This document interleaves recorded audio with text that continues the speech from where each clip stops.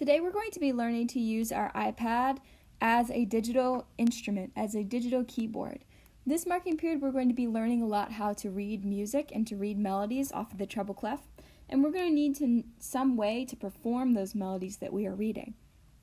Most of us do not have a piano or a keyboard at home, but we all will have GarageBand on our iPads. So that's what we're going to use for our recordings. Now, if any of you do happen to have a keyboard at home or a piano, then by all means, you're welcome to videotape yourself playing that instrument instead.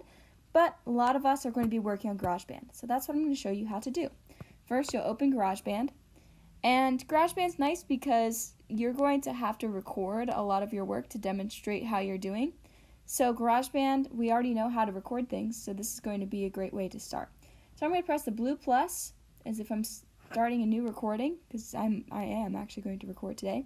And I'm going to scroll through my instruments until I see keyboard. And you guys already saw that I was on keyboard, but once you get to keyboard, you're going to choose the option that says Alchemy Synth, or at the bottom, it looks like an actual keyboard, and when you click on it, it'll look like this. Now you can change the sound of this. Right now it's a really synthesizer-y sound, which is fine. All I ask is that whatever you pick should have very clear pitch to it. So anything, all of these so far are easy for me to hear the pitch, but some of them are harder, like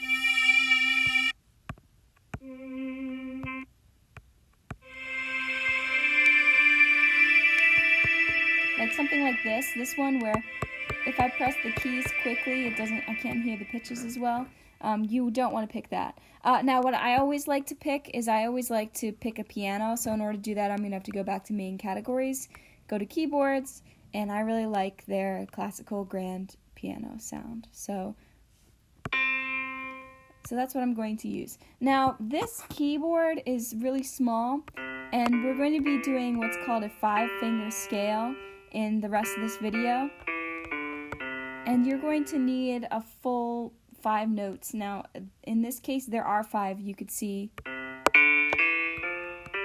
but some of you might see the keys a lot smaller, jammed together, and your settings that you choose make a big difference. So I clicked on this button that has this little keyboard symbol, and this window pops up. You want to make sure that you do not have the 2 keyboards highlighted, just highlight one, and then you can choose how small you want your keys, but I highly recommend the largest setting because it'll be the easiest to place your hand over it in a curved way. Now, this is the only setting that I could place my hand with each finger over its own key without having to move them. So that's what I'd recommend for you to do. I am going to go ahead and record a 5-finger scale on here so that you could see what it'll sound like when you record on your own. And again, just like we recorded before, you can change the tempo. I always like to advise students to slow their tempo down so that you could play along with the steady beat.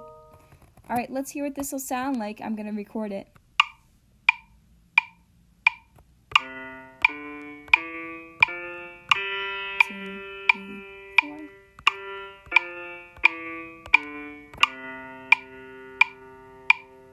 So that would be like a 5-finger scale. And we're not actually going to submit our 5-finger scales this week, but we're going to be submitting songs in the future, and that's exactly how you're going to do it. We'll play back and listen to it. And you guys remember the sharing process. I pressed the white paper and so on. Again, we're not actually sharing our songs this time, but I wanted you to see how you can record, you could share, and you can practice on this screen. Alright, so that's how we're going to be using GarageBand to play the keyboard. We're going to have it that way. Alright, let's continue on with the video.